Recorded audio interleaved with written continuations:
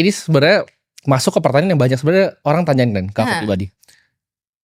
Kerja lu tuh gampang katanya. Misalnya my friends bilang, kerja lu tuh gampang, lu cuman invest, terus lu dapat duit dari duit lu.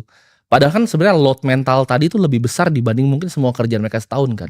The way I put the buckets di secara kognitif nih, oh ini sebenarnya di sini sambil nimbang yang ini bener atau salah, yang ini atau bener. Dan setiap hari for 24 jam.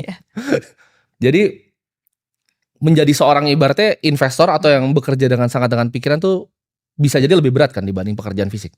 Bisa jadi lebih berat. Cuman nggak bisa dipungkirin pekerjaan fisik akan juga mempengaruhi our cognitive load. Karena kan gimana ya, misalnya kerjaan fisik nih yang harus kemana-mana, tetap aja harus mikir kan.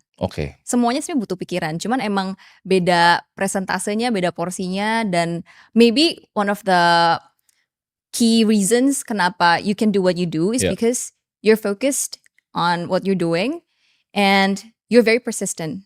I feel like itu yang paling jadi formula buat bisa to be successful in achieving that what people want to achieve. Tapi apakah itu bisa dilatih, Cel?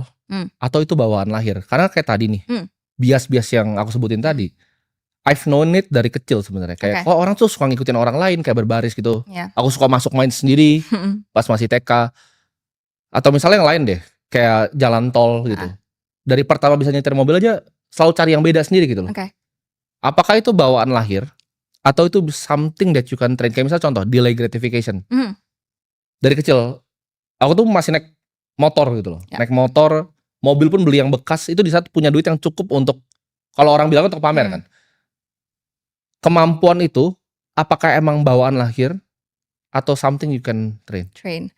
Sebenarnya ini masih jadi perdebatan sih. Ada yang dibilang nature versus nurture debate. Jadi masih jadi perdebatan buat para psikolog, buat para neuroscientist. Sebenarnya yang terjadi tuh apa sih? Karena kan emang even our consciousness aja tuh masih jadi sebuah big question gitu. Jadi banyak banget pertanyaan di ilmu psikologi dan juga neuroscience yang belum bisa menjawab itu. Cuman kalau ini based on my experience and then also observing people, I feel like semua trait itu, at least most traits, itu mostly hasil dari kombinasi genetik sama environment.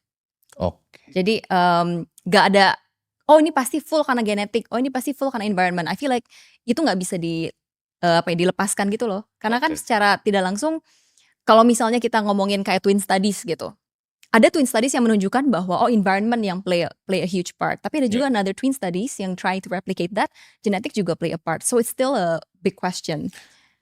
Mungkin pertanyaanku gini, karena it's